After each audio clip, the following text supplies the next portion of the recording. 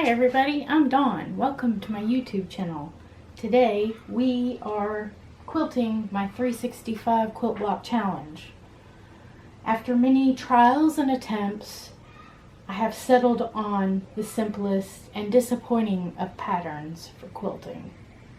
I first tried the hexagon ruler, and let me find that.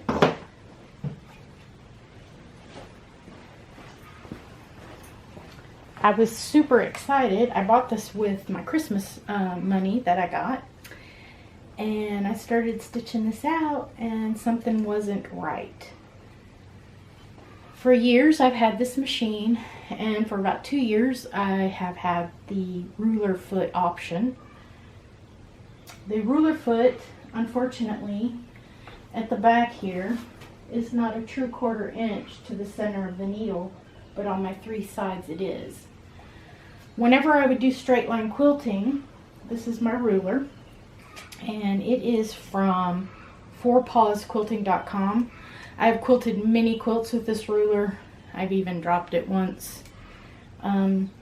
Unfortunately, the lines are equal on each side of these, but whenever I would go to quilt something on the back side of my foot, I wouldn't get the same dimension, and so my squares would be off. And I kept thinking it was a quilt or it was me. This confirmed what I kind of suspected. My hopping foot that I paid $75 from Quilting is off. Now, what do? Do I contact them? I've had it for 2 years. I'm not sure that would be a fair option. I'm wondering if I should just figure out a way to machine down the back side of this to where it's the right dimension. A little bit disappointed about that, so that eliminated this pattern. So then I decided, I saw Susan Lawson's quilts on YouTube, and she had made a beautiful mandala on her quilt, and she drew it out on freezer paper and then stitched the freezer paper right to the quilt. And I thought, I can do that. I can do that in each one of these squares. So I designed this design, and if any of you are interested, I do have this saved as a PDF on my blog.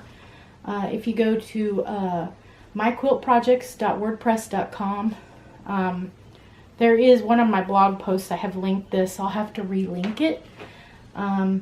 Keep checking back. I'll try and link it in all my new posts. I give this away free. I thought, this is very folk art looking. It's going to go perfect with it. On my light blocks, it looked fantastic. My dark blocks, it looked fantastic. But on this quilt, these larger blocks are 6 inches. My corner blocks, I think, are 18. I now don't remember. These blocks are 3. And so when I quilt the motif in these smaller blocks, it totally was too much. So I have decided that I'm just going to simply grid quilt this and stitch in the ditch. I'm not going to get any fancy. I really want my piecing to show off because there's so many blocks. There's 300 and some blocks in this quilt. My logic wants to make the best opportunity for this quilt in the long run, and I don't think quilting it to death or doing a bunch of work to it is going to do it any justice. I think actually it would take away from it. So you'll probably see a video coming soon where I'm ripping out, and here's some of my hexagon stitching. You'll see me ripping out those stitches. I don't know if I'll post that or not. That's kind of boring. We all been there. We don't want to share each other's misery. Anyway, I'm going to reposition the camera, and you can watch me just do simple ruler work. For those of you who are at this point on this quilt, and there are many of these quilts out there, because this is a free pattern given away by Catherine Kerr. It's on a Teachable website. I think it's called teachable.com, and then it would be /Catherine Kerr, but I would have to look that up. I'll link it in the description. many of these quilts. She offered this as a free pattern and started this in 2016, and now we're into 2022. And those people that have stayed with us and finished one of these, it's quite a journey. You're really excited at the beginning, and you're stitching 3-inch blocks that are just a rail fence or a half square triangle, and it's very easy. And then you get into March, which we are now in March. By the way, it starts in January, but I think you can sign up at any time and go with everything at any time. It's beneficial that if you are not an advanced or very experienced quilter, to start at the beginning, because it does baby step you through. Hey, if you ever have sewn 2 pieces of fabric together and wondered why it's not coming out to the designed finished block, it's because you need to practice and you need to realign your 1/4 inch. You need to make sure you're cutting everything right. You need to make sure you trim after you sew everything together. It's quite the journey. And I must say, after signing up for this in 2019 in December, and it took me until Christmas time of 2021 to get this all pieced. Life happens, and then you kind of get tired of the same colors and the same fabrics. You know what I'm talking about. You do get tired of it. The thing that helped me, and I'm going to give this advice to all of you out there who suffer with laying your quilt out on the floor or putting it on the bed and trying to arrange your blocks, get you a design wall. That was a game changer for me. I got a design wall and I had like 5 quilts finished in 2 months. Some of them were UFOs and didn't lack much, but it is such inspiration to walk into a room and see all of the work you've put into your blocks and see them up on the wall. It just makes you want to sew them together and see what it's going to look like and get to the end. They sell design walls on Missouri Star Quilt Company. That's where I bought mine. It's just a piece of 72 by 72 felt that I just pinned like with thumbtacks to the wall. Game changer. It really pushed me to get this done. And it really, really helped because it gives you more of a visual option on how you lay out.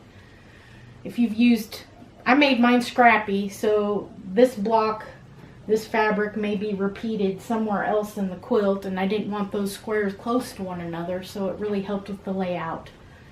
Because, you know, some of us have OCD, and, you know, scrappy has to be scrappy. Anyway, I'm going to reposition the camera and get to work.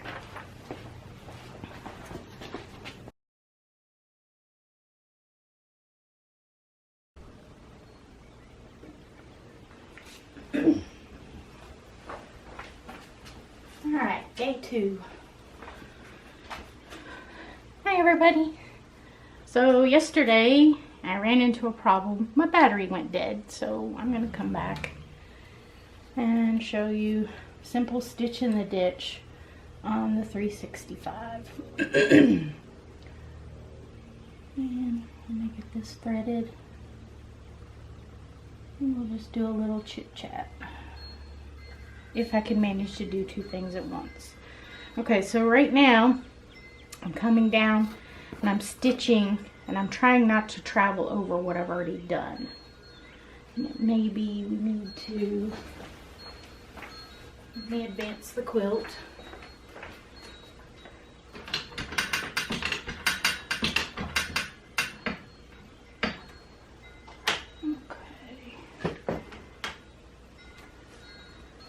Sure I'm true. This quilt measures 90 by 90.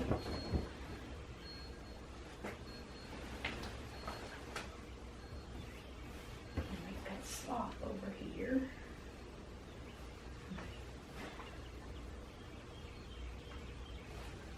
Alright. Get my scissors.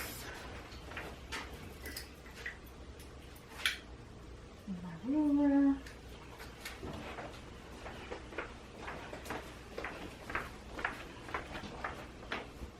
Alright.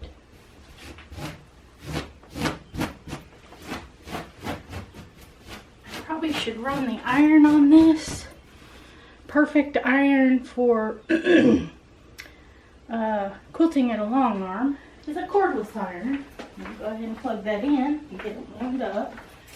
Probably wouldn't hurt. If you can't tell, I'm quilting in a garage. And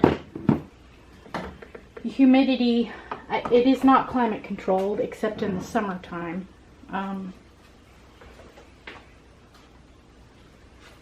I do try to quilt all year round, but the winter months are just too cold for my machine. And the summer months sometimes are too hot for me because this is Texas and it can get up over 100 degrees for days and days. So go ahead and iron this right quick and demonstrate my iron. Alright.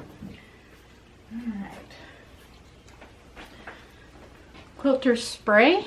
I don't know if you can see this. Let's see. It's 8 ounces of water to 1 ounce of vodka. I usually use that for my backing. Whenever I'm rolling it on, I'll spritz it with this, and as I roll it, it irons it to where you can actually just use water on your belly bar, so you don't really have to.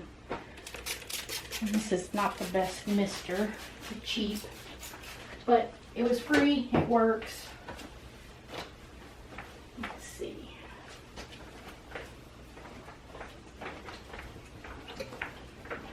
Sorry I'm not in the picture, everybody, but I got my camera set up to where it'll show some of the quilting, and I'm just not ready this morning. No cords to mess with, which is lovely.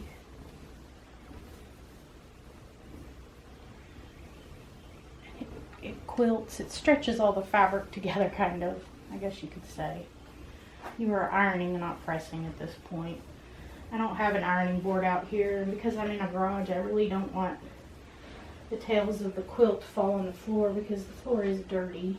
No matter how much you clean a garage floor, it gives off a chalky residue on the concrete. There is a name for that. I don't remember what it's called. But I don't want the quilt to get all dusted. Alright. See how this looks. Incidentally, I was watching Tiffany's Quilting Life, and she was discussing using all different kinds of machines at QuiltCon, and she liked the Quilting for its quietness. I didn't realize it was quiet because this is all I've ever known, but I know some of the machines have like a whine noise. Remember back in the old days when you would run the sewing machine and what did I do with my ruler? You would run the quilting machine with the grief. Can't find my ruler. There it is. That's another thing that if you have a long arm, you might want to invest in, is making a small apron, pocket apron. It will save you trips to the back of the machine. Alright, let me move my cover for my cordless iron. By the way, that's Panasonic cordless iron. Alright, so we're just stitching in the ditch at the 3-inch line. Let me see, where do I need to start? Probably need to start about right there. Yes, and I need to wind a bobbin. Let me just turn this off.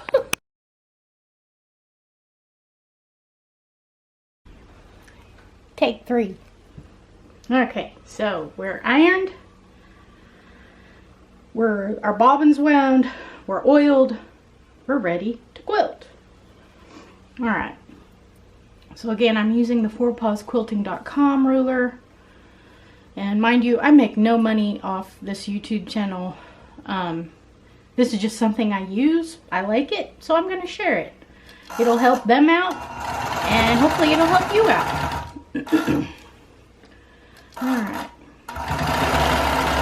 I don't have my side leaders on, but that's okay, because I'm keeping it true with my sewing machine tape. Alright. I get lost. I see that some of this is, you can't even tell. So I'm going to have to travel, because sometimes when you get to the end, it doesn't cooperate.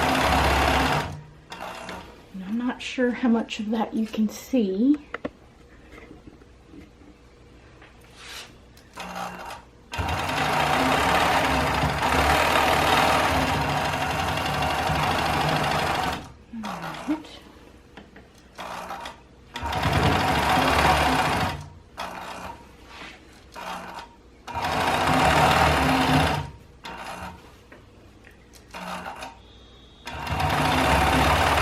These quilts pretty much have a crosshair in them already if they don't, or these quilt blocks. Oh, what is that? It's pretty easy to quilt these without having to mark anything. And not sure.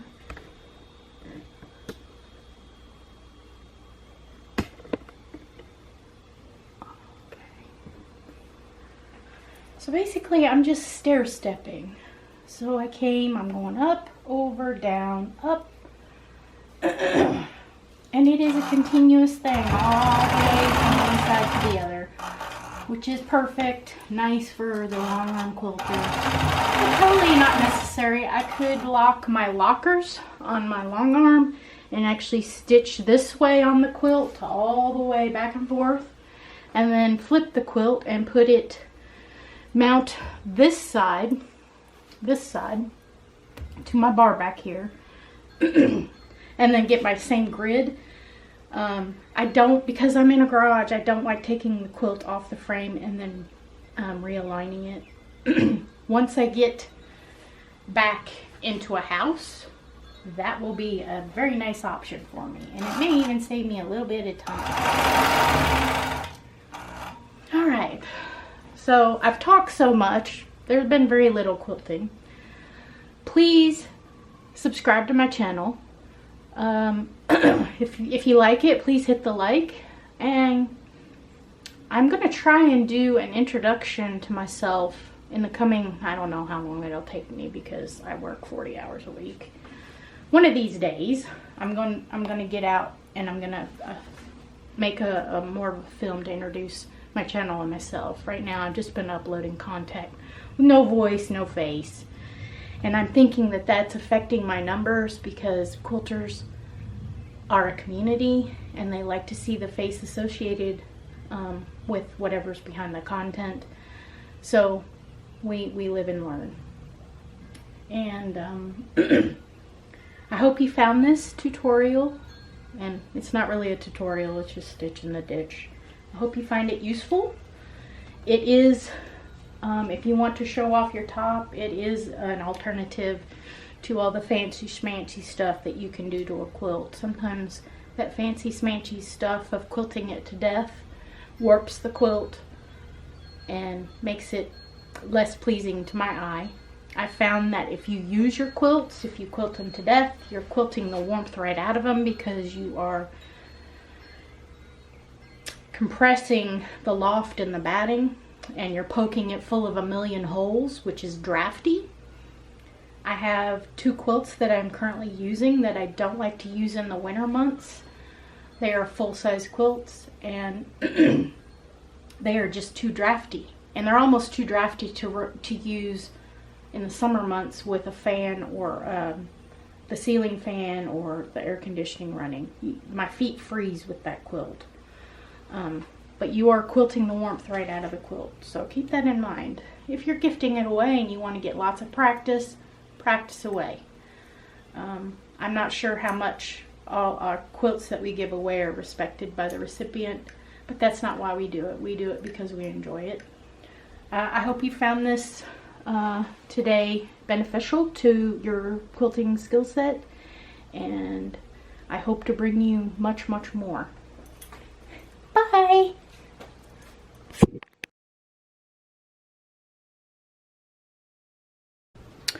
Okay, while I was quilting this, I see a spot here and here that I totally missed quilting.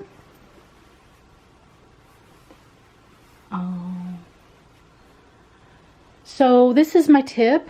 I have clothespins and I clip them to the top of my spool holder on my machine, and I use these to where if I'm really in a state of fluidity and you know the bobbin's not constantly running out and everything's going great, I don't have any interruptions, I find the edge of the backing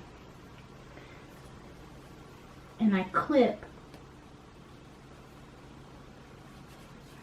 my clothespin there so that before I unroll this quilt and disconnect it from the frame, I can go back right to that spot and look and see, okay, it's on this row, I need to fill in my quilting. Hope this tip helps you out at your long arm. Thanks for watching.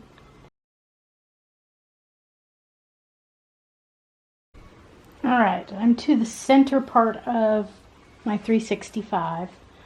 I'm deciding on the corners over here to continue on with the theme of just quilting in the ditch, but now I think I'm going to actually change it up and quilt some melons, and I will probably do that for just these borders. None of them match, but I think I don't know. This is the thing with quilting. If you don't know what you're going to do and you get to this point, you're going to have to baste your quilt and move on, or you need to figure out what you're going to do now, because I can't just leave this blank and advance it. If I were to advance it, it's going to end up advancing the rest of the quilt's quilted except for the middle. It's going to create puckers. It's going to create problems when I go back to quilt it. So I need to make up my mind now. Looking at this, I've got flying geese here. I've got flying geese somewhat over here. Over here's not flying geese. But I may go ahead and do flying geese because the fourth border is also flying geese. So I may just quilt melons.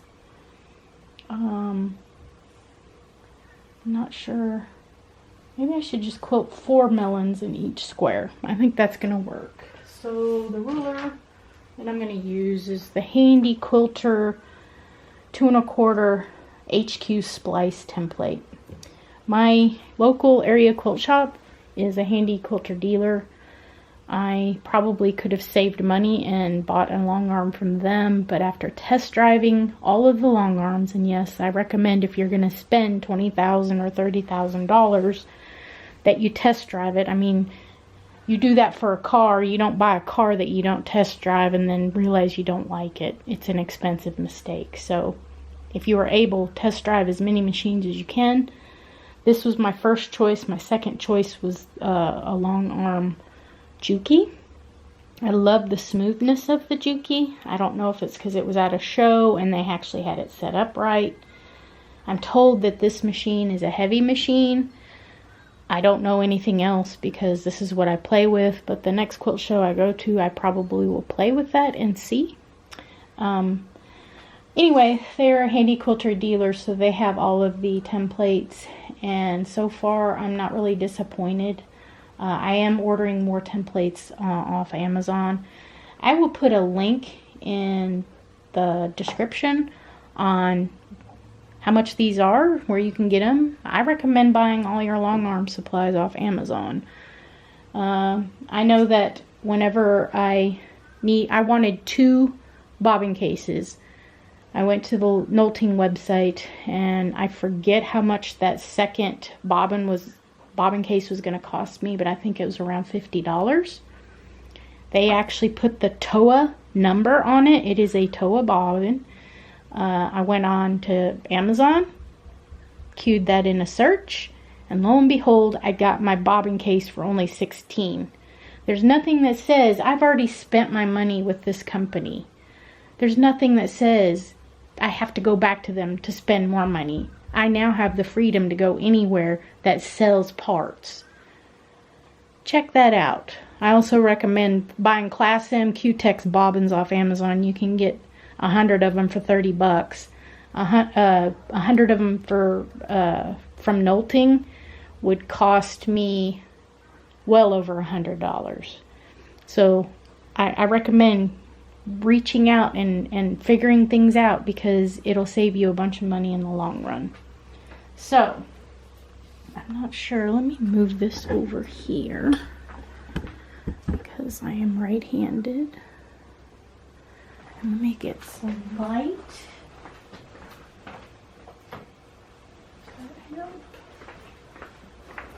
A little bit. All right. Oh, and I'm not recording. Yes, I am recording. Okay. So I'm going to line this up to get it right at my four corners. And if it's not perfect, it's okay. Once this gets washed, it'll be fine. And yes, that's a thick seam. So the squeaking you're hearing is the side of this. This is having to wear down, and my foot, the polish of it's coming off. That's what you're hearing. Don't worry, it's not my machine. It's humid today, and that humidity is causing that. All right. And I love watching videos, and here we go with my non-quarter inch back. If you see how far back this is, I am probably 3/8 of an inch back here, and because of that I have to also gauge this end right, which we all can gauge quarter inch right. It's the 3/8 that blows my mind. So this is where I realized that my machine was off. And the great thing about this is it also has a little straight edge where I can travel. I was given very good advice by the lady who sold me this machine. She told me whenever you buy templates, don't buy them great big.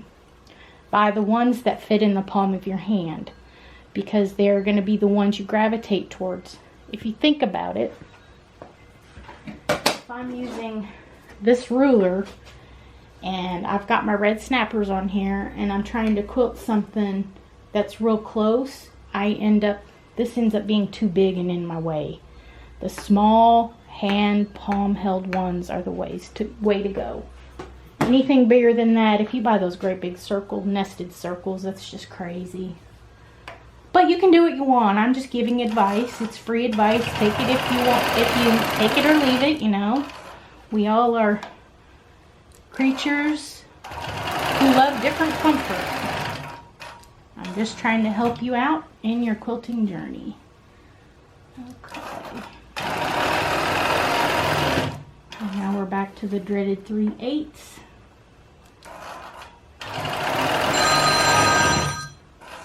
And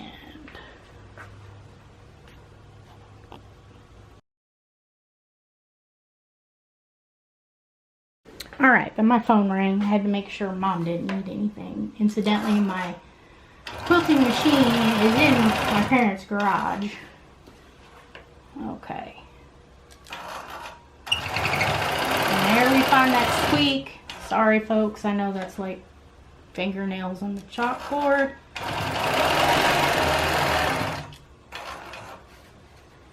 Alright.